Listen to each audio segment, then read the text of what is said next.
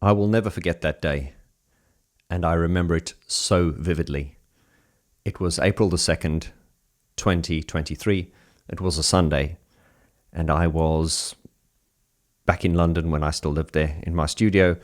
It was a morning, and I was just sitting there and planning the week ahead when I got this phone call, and it said, Rich Silverthorne.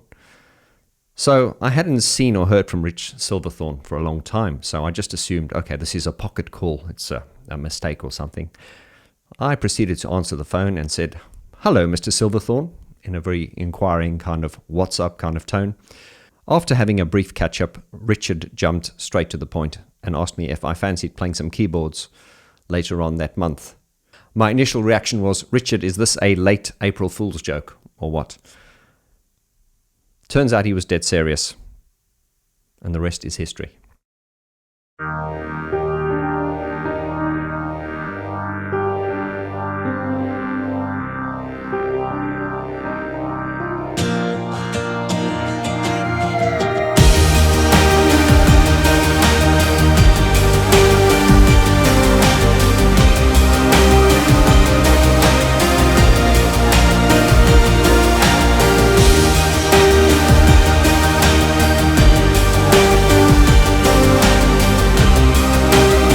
It doesn't happen very often that you, as an independent artist and a musician, get asked to join a band that you like and look up to and have been a fan of for a while. So this was a very, very surreal moment for me.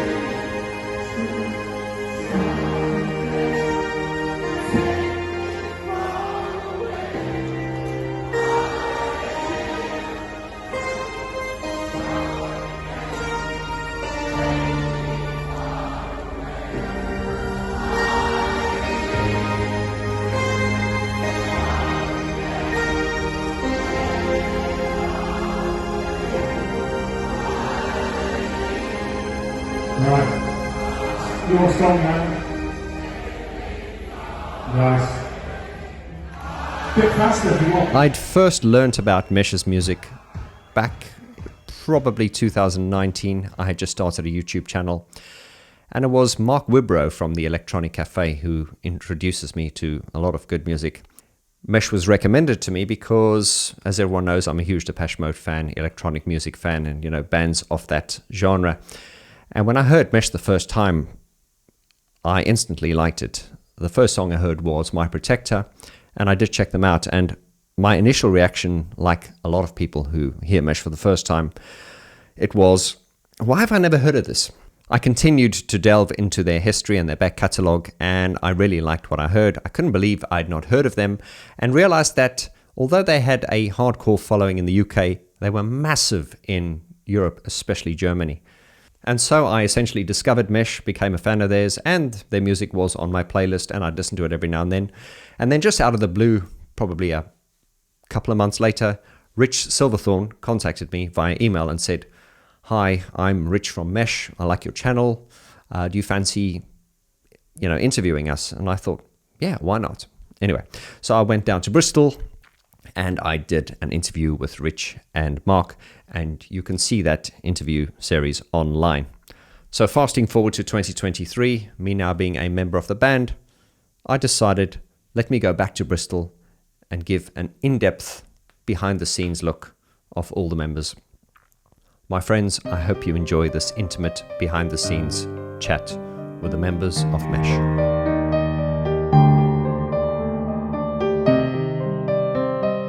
So we met. I used to work in a factory in Bristol, in Kingswood, and I used to go down to breakfast about, I don't know, about 10:30 in the morning. And there was a poster up on the wall with, it was like a singer and a guy playing keyboards. And it just looked like it might be something I might be interested in. So I went down. It was, I think it was a Bristol Bridge, it was called. And I went down there to see him. And then he came to see me playing in another band. I think the reason he was kind of interested is I sung one track, and I really didn't want to sing one track, but I don't know, I decided against everything that was logical that I thought I might do it. And I think that was primarily why he was interested. You know, I mean, we were two guys that used to live, say, in Kingswood in Bristol. We knew all the same people. We were approximately the same age. There's a year difference between us, but and we never met each other. So it was pretty weird going to his studio. When we were talking, we sort of met up his studio, and it was literally a couple of roads away from where I used to live. So we would have been growing up around there, just never really met. So we knew all the same people and everything. So that's pretty much how it started. Yeah, the singing thing's another story, but yeah.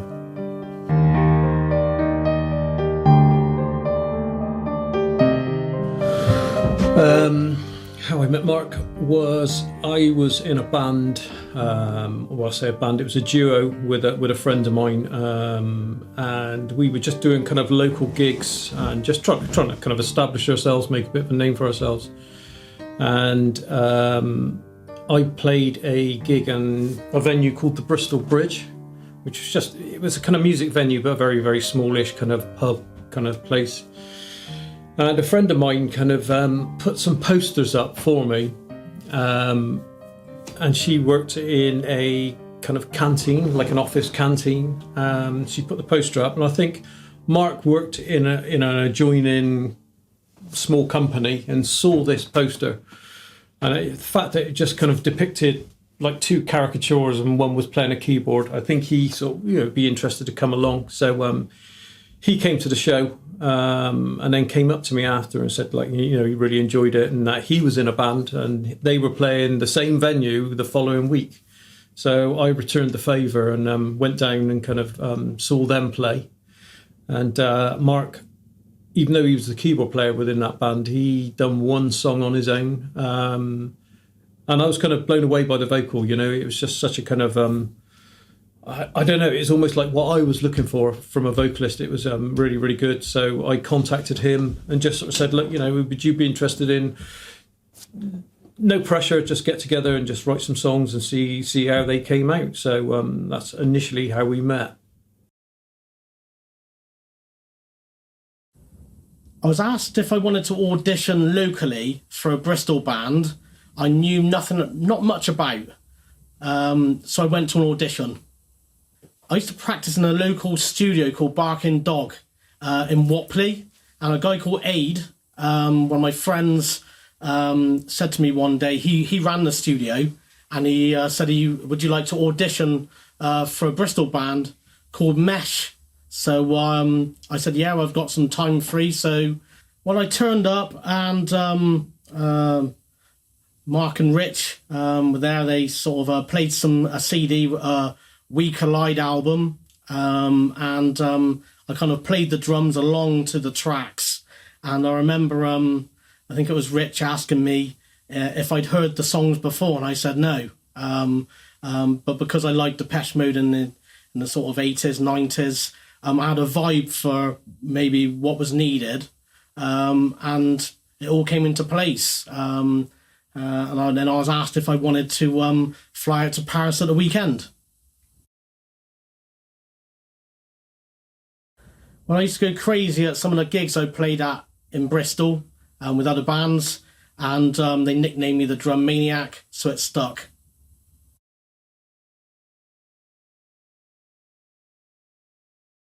So coming back to that phone call, which I received from Rich back on the 2nd of April 2023, as I was sitting in my studio back in London, I remember having the conversation with him. And at the time, I think their current keyboard player couldn't make it. And to cut long story short, I basically had to make a decision at the moment. I remember my daughter had just been born. So when Rich asked me, my heart said, yes, opportunity. My head went, nah, you don't have time, Vaughn. You've just had a baby. You're too busy and everything. And also bearing in mind that I had probably less than 3 weeks to learn like a whole set of songs and everything. Long story short, my mum came over later that afternoon and I told her about this. And my mum just said, do it. You do it. Okay. Yeah, I'm a grown man. Do what your mum says. And then 5 minutes later, I get a phone call from my dad and he said to me, I heard the news, do it. I'm a grown man. They don't tell me what to do, obviously, but I think they were quite adamant, do this. We will find ways around the babysitting and things like that. So I jumped onto the phone and I said, Rich, I'm on board. And it's turned out to be one of the best decisions I've ever made.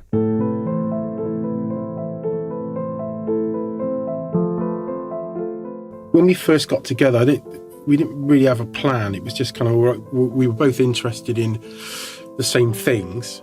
And, there's a very specific interest in electronic music which we share, which is not everyone's interest in electronic music. I mean, there was things, there's certain instruments that you just couldn't use, in our opinion. We, like saxophones and trumpets and shit like that. It's just, if that was in there, we weren't really that interested.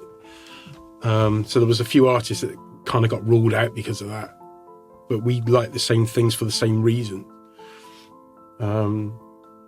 So anyway, I think we just sort of met up to write, I think, really. We didn't really have a plan. And then, it was kind of on the cards maybe that we might have got a singer. I didn't really want to do it, if I'm honest.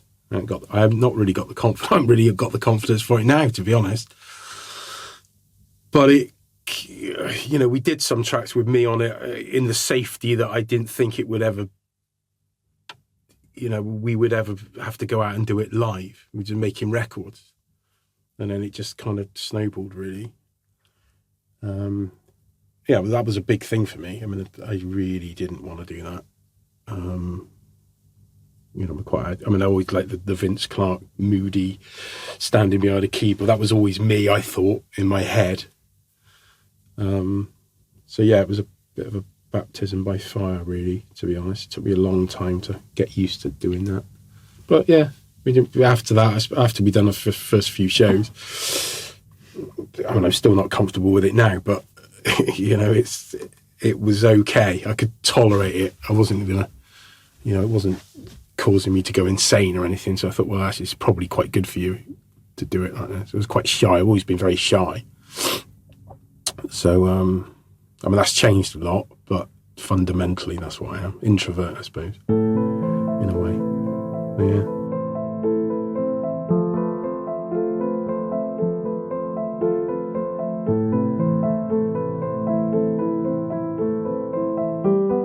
Yeah,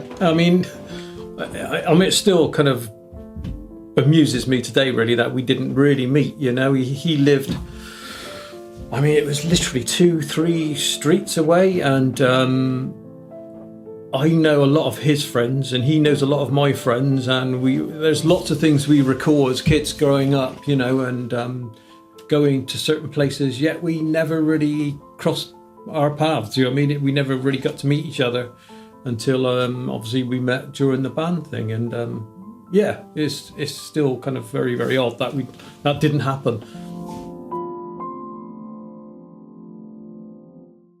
So playing with a band like Mesh, you need to play the song first before you start putting extra bits in, so the fans hear the song that they know without overplaying, and then within time, you can feel where you can add your flavour to enhance the track.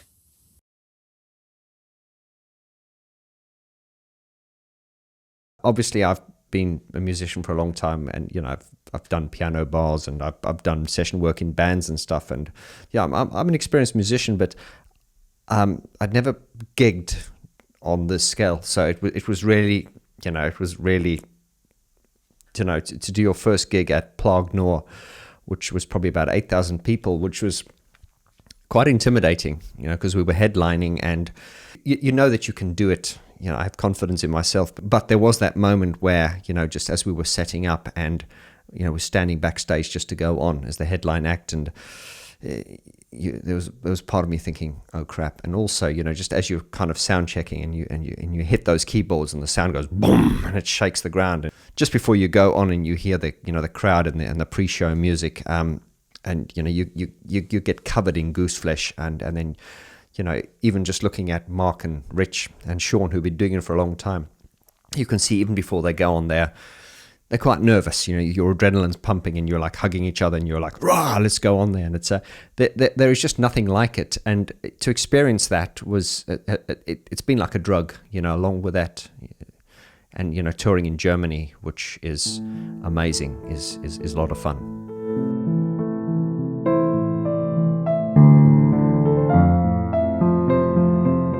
It's never been like that, really.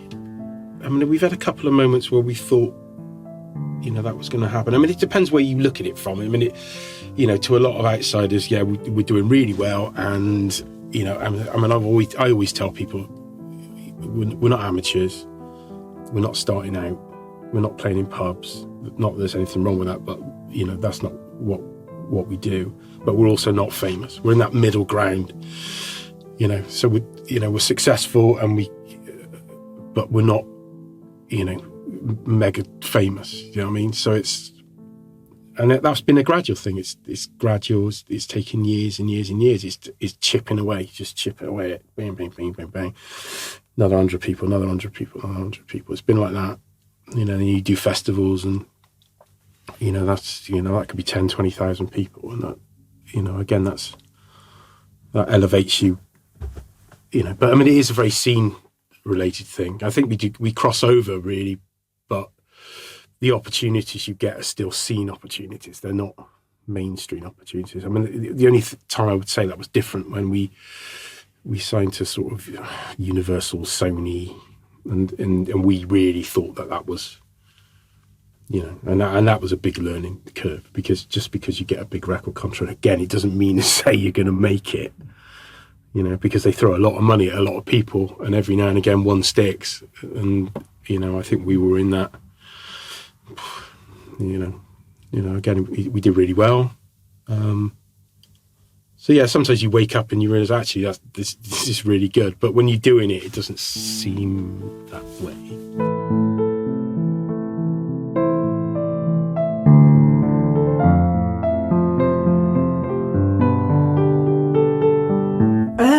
I'd like to think I have, or approach each song differently, but there's also this kind of limitation that, I need to write in a structure.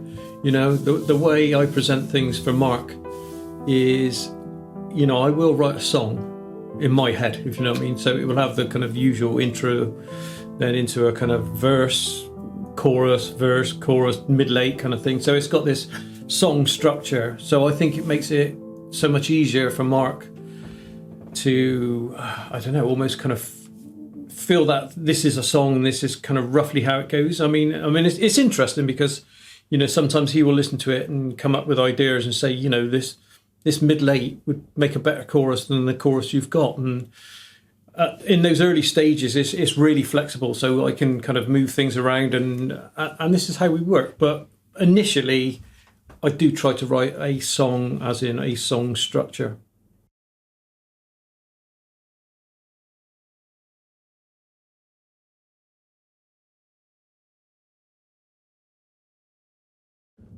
I think it just manifests as a mesh song. I think, we both know each other's strengths, if you like. So yeah, I certainly wouldn't put anything together too cheesy or poppy or anything like that, and vice versa. So I think it's the ingredients of both of what we put into it that makes mesh sound like mesh, if you like. So no kind of real limitations, but where there's certain kind of boundaries where you think, actually no, that probably wouldn't work, if you know what I mean, as a mesh song. So the main difference with playing with a band like Mesh or a band in the electronic scene is that you're playing with the electronics rather than leading the band with the beats. You're having to fuse your beats in with the mix to enhance the sound. So you need to be on point, and you need to be well in time. That's needed. Conventional bands, the drummers can sway in and out of the time signature, and it kind of adds to the live feel. But it needs to be meticulous with an electronic band.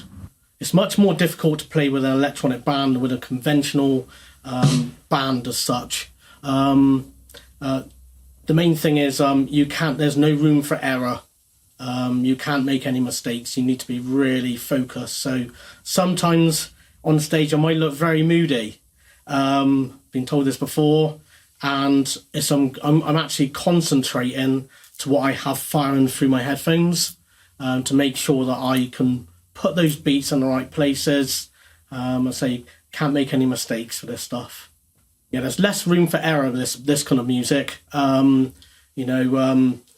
People will hear it if you play extra beats, wrong beats. You can't make mistakes because it will come right out. You can kind of hide things a bit with a conventional band. With this kind of music, you can. It's very precision, hence needs lots of concentration.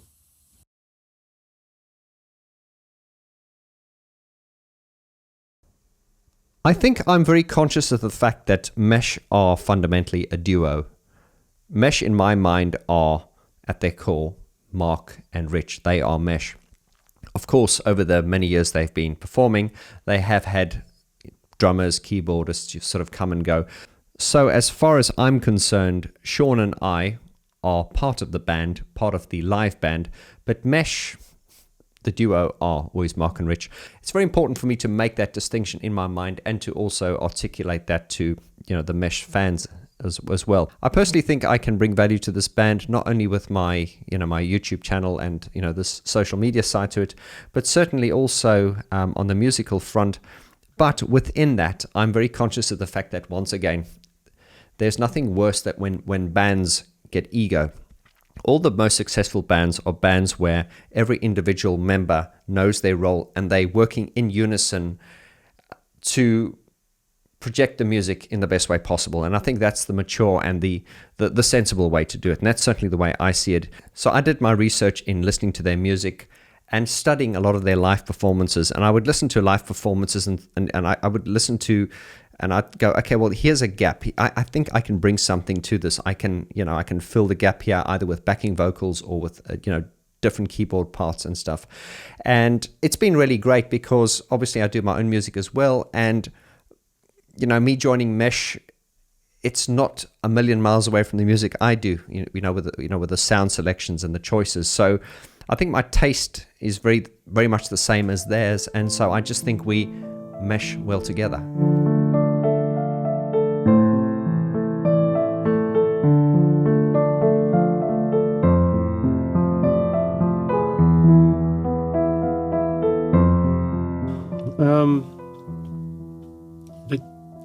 There's a certain stability about playing in Europe, particularly, say, Scandinavia, Germany. I mean, they've got scenes that seem to be supported. They've always been supported. There's clubs, that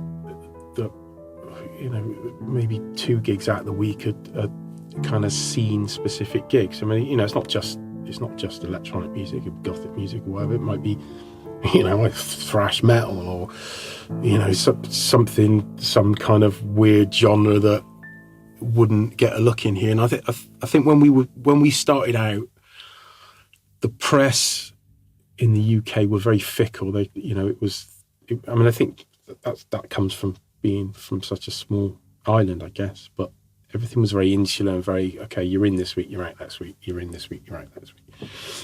And we did try with record labels and stuff, but I mean, they're just fixated on whatever the latest thing is. So we did give that a go. To be fair, we got some interest.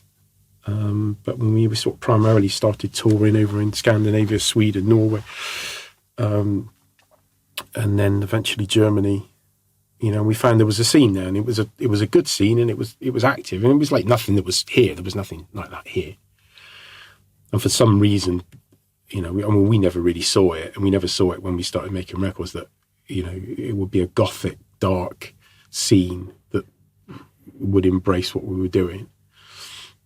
But that scene was quite wide. It was a lot wider than what they were dressed in. It was, you know, to look at them, a lot of these places, especially the festivals, you'd think that they were just into gothic music, stuff that, you know, Sisters of Mercy or something, or whatever, do you know what I mean? Filled to the Nephilim or something.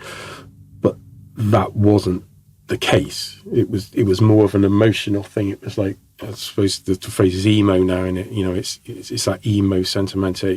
There's something about what we do that appeals to that kind of outlook. So yeah, we just, I mean, you know, once something starts to go well, you tend to focus on it. So it, you know, it's not that we never wanted to play the UK. It was just, there was an audience there, you know, and that's changed over the years. I think, especially with the internet, you know, people are pretty much, they're a lot freer now to make up their own minds what they want to listen to. And, you know, this is why a lot of 80s bands and 90s bands are all coming back, because they wouldn't have got the airtime when we were young. Now you can set up your own group, you can set up your own ticket sales and whatever, you do what you like, book your own venues. It's a lot easier now to do that. But that's pretty much what it felt like in Germany, you know, when we first started out in the sort of 90s, you know what I mean, 2000s. Yeah.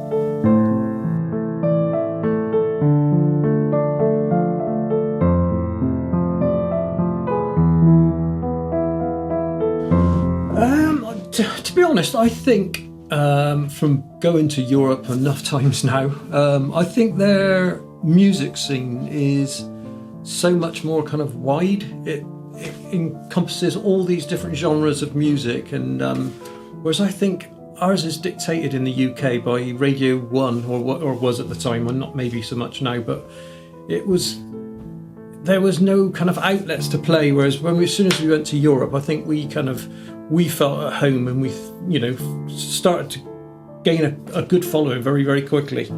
And there was plenty of places, plenty of festivals and outlets to actually do what we kind of, you know, see as our music, if you like. And yeah, I think people were very open to it, and there was a big scene, and certainly with electronic music, because obviously primarily that's what we do. You know, it was a really good place for us to go. You know what I mean? People kind of latched onto it, and kind of news spread quite quickly, and then it sort of became our second home, going to places like Germany and certainly Sweden and so, you know, the surrounding countries. So yeah, it's been really good to us. So hence that's why we do more shows over there.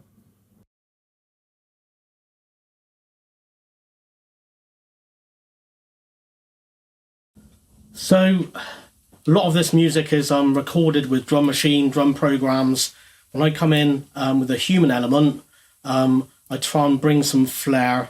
I try to improvise in areas that I can to make it more sort of human, not just like a drum machine. But there's areas where I can swing the music a bit, which I know sometimes the guys really get into. And I often look into the crowd and I can see the heads nodding. People are getting into it. So that's my kind of indication that maybe they like the beats that are being fired into the music.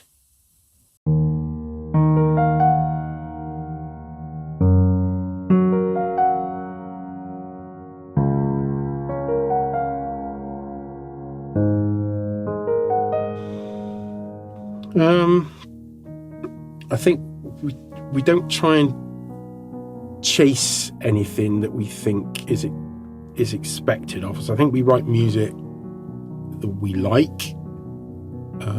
We don't do anything that makes us feel uncomfortable. And we have been in those situations before, and nothing good comes of it. But you just keep doing what you're doing. You know, I mean, we're a fairly good filter of what is good, I think. We're not idiots.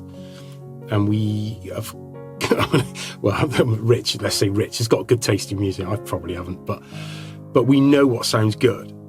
And if you know what sounds good, then you seek out the people that appreciate what you do, and they come to you eventually. But the problem is it's a slow burner. You can't reach all the people that are going to love your music straight away. It doesn't work like that, unless you've got enough money behind you to get it everywhere, and then you filter out 99.9% of the people, and what's left is a hardcore fan base. That's kind of what we've done, but we've done it in a way that BBC news flash. We've done it in a, like I say, it's boots on the ground. You just keep plugging away at it, and then you pick up one person, and you pick up another two the next night, and you do it that way, and that way your fan base are very dedicated, and they stick with you, and that's how it is. And I would say that to anyone who's starting a band. I think people tend to think that they got something up on YouTube and they've released something through a record label, that the people are just going to flock to you. And it doesn't work like that. You have to go out there and play gigs to people that don't necessarily like you. But every now and again, one will say, well, I like that. And then they're with you forever. But yeah, boots on the ground, it's hard. It's hard work.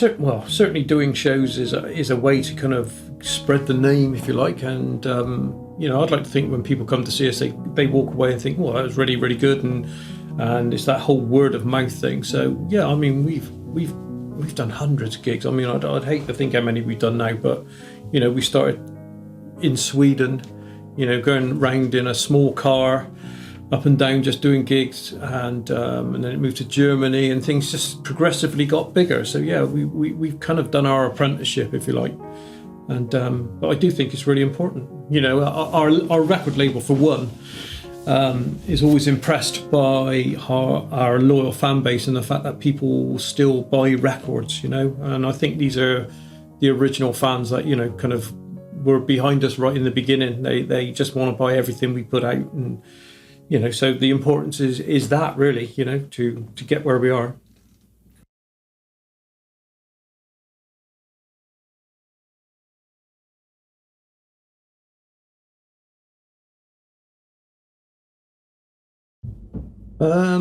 This is always a difficult one for me. I mean, I think journalists like to pigeonhole bands.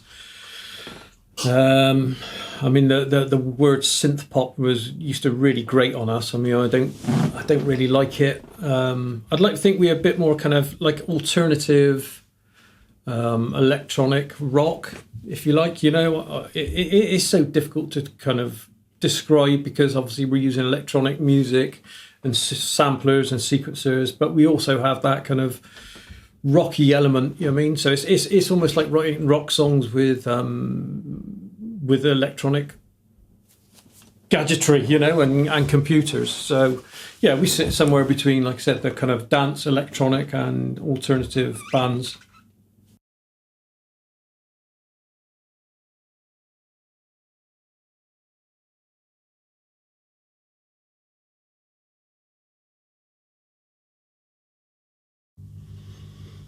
Maybe we should have.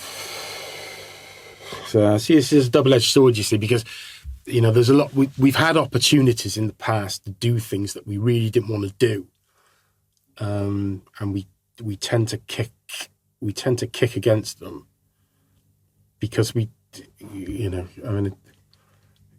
think we're right, and I think in retrospect we have been right with what we've done. There have been opportunities to get different producers and do something different, but then we would have ended up with a record that, we didn't really have a lot to do with. Now, whether that would have been good and that would have given us an opportunity to do our own thing at a later time and build a fan base, I don't know. I mean, that's the point of regrets, I suppose, and you never really know. But the one regret we do have, when we met Robbie Williams and he said, "What are you doing later?" And we said, we're going back to Bristol. Now, that could have been a changing point because he was looking for a writer at the time. So, yeah, that was one thing we should have done differently. I mean, if nothing else, he would have been our mate. But, but yeah, not really. I don't know. It's a really difficult one, isn't it? You know, would you have done something differently? I don't know. I'm having a good time. Maybe we wouldn't still be doing it if we'd made different decisions. So I'm grateful for that.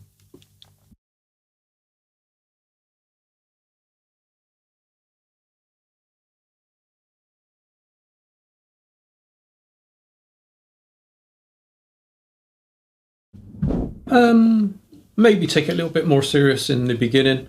I mean, it was a different world back then. I think we worked really, really hard at this to get, you know, I don't know, established is the right word, but, you know, to make a name for ourselves back in the day, it was very difficult. I mean, it's so much easier now with obviously the internet, as a lot of people will say, but, you know, we tried really, really hard and done the kind of trudging all around the record companies and doing gigs wherever we could do gigs just to make a name. So, you know, I'm quite proud of the fact of how far we've come with the limitation we had back then. But I don't know whether I could have done anything different. I mean, we did try really hard at it, and you know, maybe we should have come to Europe a bit quicker. Maybe, I don't know, concentrate on more European labels rather than mess around with all the UK labels. I mean, we spent years, literally years, of sending demo tapes out and talking to major labels, and you know, they all shown some interest, but never actually got round to kind of signing us. And I think it was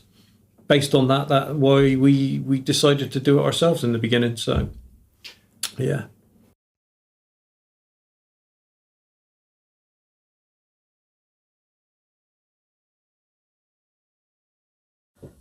I think most memorable gig for me would be, I was told I was playing a gig in Paris, first gig with Mesh. What did I want on the tour bus? So you know, I was quite infant to this. So I wanted a bottle of vodka and 10 cans of Red Bull, and a bar of chocolate. And it all arrived on the tour bus. I had to pick a bunk, found my bunk, and I remember after the first show at the Bataclan in Paris, the next day I woke up, looked through my small porthole window on the tour bus, and I could see the signs in German. So I thought we must be in Germany.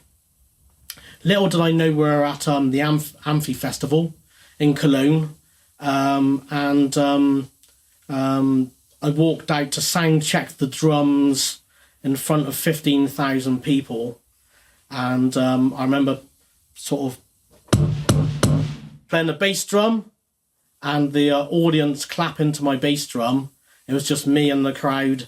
I took a photograph of the picture of the crowd, and I think that's the most memorable for me, because I walked in front of sort of out for 15,000 people, and my biggest show before that was probably about 500. And I looked back and I saw Mark, Rich, and at that point Jeff, all putting their thumbs up at me like it was normal. No one sort of told me what goes on with the band, and I realised then that the band's quite big. So I think that's the most memorable for me, because I didn't realise what I walked into.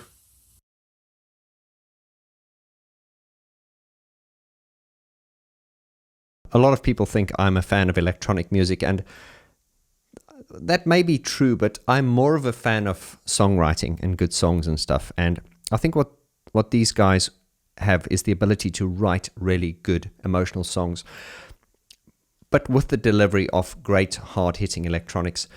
I mean, I could make a whole video on what I mean by underrated. I remember once saying to Mark and Rich, I said, you know, guys, Mesh to me are like a V8 engine, you know, like this great V8 engine, but it's like we're only firing on 4 cylinders. Now, what I meant by that was no disrespect to the way we perform and, you know, the songs or anything like that, but just so much as sort of like the reception in the music world. And you know, I think this is easier for me to say this. How do I articulate this? You know, like I release my own music as well, and it's very difficult for you as an artist to, you know, to tell people that your music's good. I believe in what I do and I put it out there, but there is a limit to how much I can promote it. And I think this is the difficult situation, particularly for Mark and Rich, is that they know their music's good, they know what they're doing is great, but they themselves cannot tell people how great it is. It's a little bit easier for me though, because although I'm now part of Mesh, I'm also a fan and also kind of on the outside as well. So I've always been, flying the Mesh flag. And I think some of the frustration is some of the people, when they've heard about Mesh, they may think, okay, oh yeah, I know, is that a gothic band? And there is this sort of idea of Mesh being what they're not. And although the music is hard hitting and edgy, it's strange how Mesh often gets categorized as a gothic band. Nothing against gothic bands, but it's just, to me, there's nothing gothic. I mean, look at us. There's just nothing gothic about us.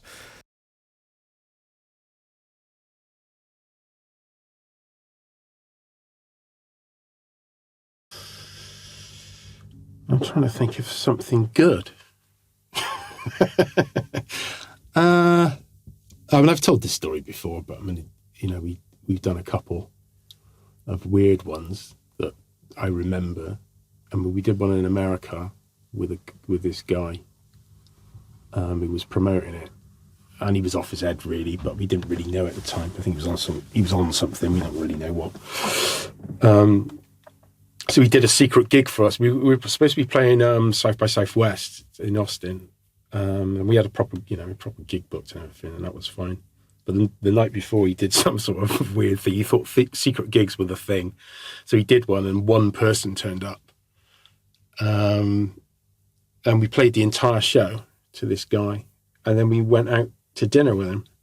So we went out to dinner with the whole audience, effectively, because there was only one of them, and then we almost got shot because he cut somebody up at a junction, and the guy got out with a gun, and so yeah, that was pretty memorable.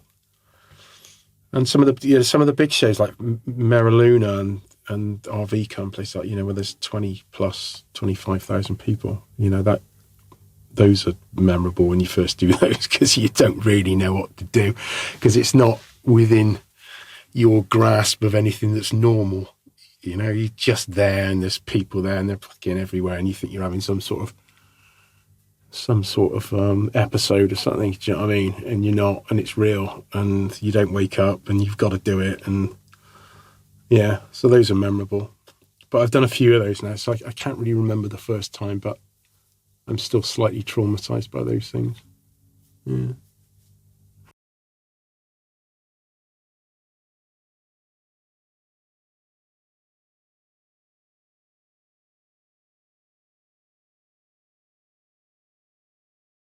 I mean, it is so difficult now.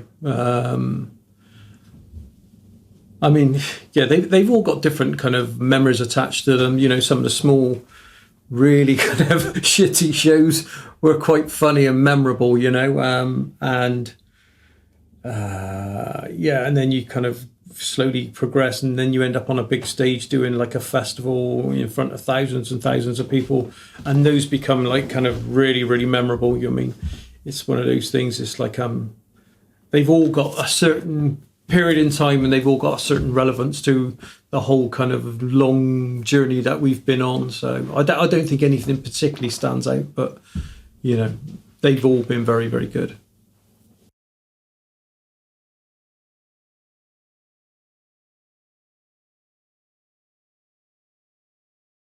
I think one of the funny stories from touring, well, it's probably the joke's on me. We were in America on a sort of tour in 17 cities, and the tour bus sort of went without me, and I was left at a service station, and I was sort of running after the bus, and I thought, this is it, I'm lost forever.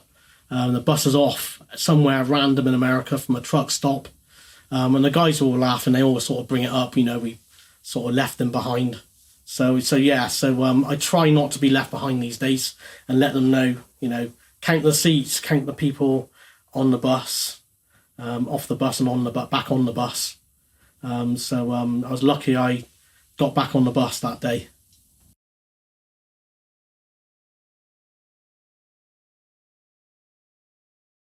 I think definitely the one that stands out to me the most was just before we did the Bristol show earlier this year. I remember waking up in the morning of the Bristol show and I had to get to Bristol. Now, to cut a long story short, Mesh have a lot of logistics in Germany. They have storage there and they have a lot of their equipment and stuff stored there for their European shows. And they're well set up here as well. But of course, I was the new boy, so I wasn't really geared up, because for the shows. But so all I had to do was show up at the Bristol show with my keyboard. So I decided to take my Roland JV90. If you're a geek, you'll know what that is. But shock horror, when I woke up in the morning, I couldn't find the flight case. Now, I'm a very, very organized person, but I was planning to move and everything, so everything was just all over the place. I mean, how do you lose a flight case? I mean, we're talking of a massive flight case. Anyway, I lost the flight case. Shock horror. I'm waking up in the morning. I've got to catch the train. It's raining outside. It's pissing down, and I don't have a flight case. So in desperation, I take a towel and I wrap it around this keyboard, and I get my ass down to St. Pancras station. I'm on the train. I just remember it was pissing down with rain that day. And anyway, just as we left Reading, I remember the train stopping in the middle of nowhere, and the driver saying that unfortunately there's been, a suicide. And now with suicides on train tracks, it does mean essentially you could be sitting there for hours. So I'm sitting on this train in the middle of nowhere. We had just left a little town. I can't remember what the town was. I jumped onto the phone and I spoke to Mark. I said, "Listen, mate, I'm stuck on a train here. I don't know what time we're going to get there." And he said, "Okay, well, we're going to sound check in, 3 hours time," whatever it was. Long story short, we were stuck there for probably about 2 hours. And then I was really panicking because I had to get to Bristol. And if I didn't get to Bristol, there wouldn't be a show. So eventually I jumped onto the phone to a good friend of mine called Carla. And she's like my go-to girl for any drama. She helps me with my YouTube channel a lot. And I said, "Carla, listen, I'm stuck here. I need you to help me," because I didn't have much signal and stuff. And I said, "You need to get me to Bristol." Anyway, so picture this. I'm sitting on this train with all these people around, and people are a bit annoyed because nothing's happening. And I'm on the phone and I'm getting really irate. And as I'm talking on the phone, people are obviously listening to me. And I'm saying stuff like, "Carla, you need to get me to the show. You do not understand. If I do not get there, it's, and I was... I was just getting really, really desperate because Mark was on the phone phoning back going, "Listen, how much longer are you going to take? You've got to get here." So top marks to Carla. She called me. She said, "Vaughn, I've got you a cab. It's arriving." Anyway, so I got up for the train and I walked out. And then I just realized as I carried this keyboard and walked out of the train, I could see people like looking at me. I was understandably getting very panicky because, if I didn't show up at the gig, it wouldn't have gone ahead, and, no pressure. But then I did realize that obviously these people had heard me, ranting on the phone saying, "You need to get me there." And there I'm walking off the train with this keyboard wrapped in a towel. They must have thought, now, where the hell is this guy going to be playing that he's so important? And why has he got his keyboard wrapped in a towel? Suddenly this huge people carrier arrives. This huge guy comes walking towards me. He looks like a soldier. He goes, "You are Vaughn?" I said, "Close enough. Get in." He was like the Polish James Bond, really big guy.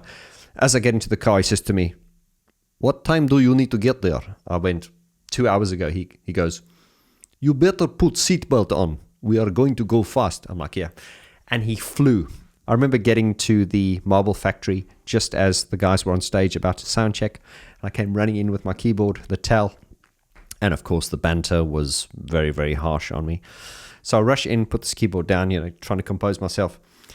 I've got the stand up and I pick this keyboard up to put it on the keyboard stand. And I remember one of the techs on the stage just looking at me going, "Nice flight case, mate."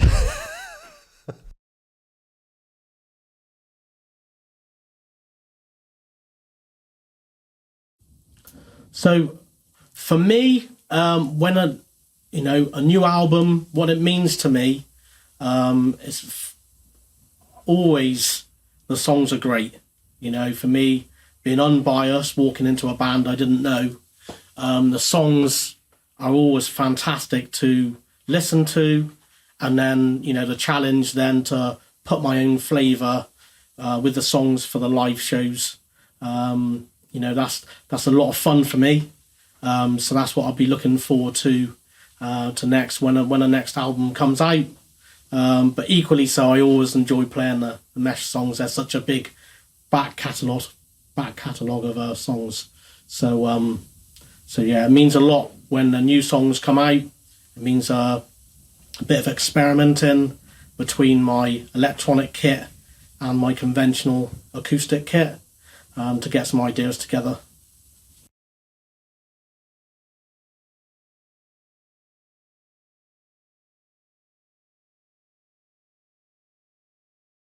Right. Yeah, $1 million question. So I've written maybe 3 or 4 pieces of music. I know Mark's written some bits and pieces, and it's just kind of getting together and getting on with it, really. We've talked about it, and we do want to do another album. So yeah, it's just a case of getting on with it, really. Now, it's I don't think anybody's lost the passion for it, and I've certainly got a load of new ideas, and yeah, so I think this will happen, because like I said, we've started writing, and we've probably got, I would imagine we've got maybe 2/3 of an album already. So, but obviously it's a case of the production and the finer points of putting all this together now. So.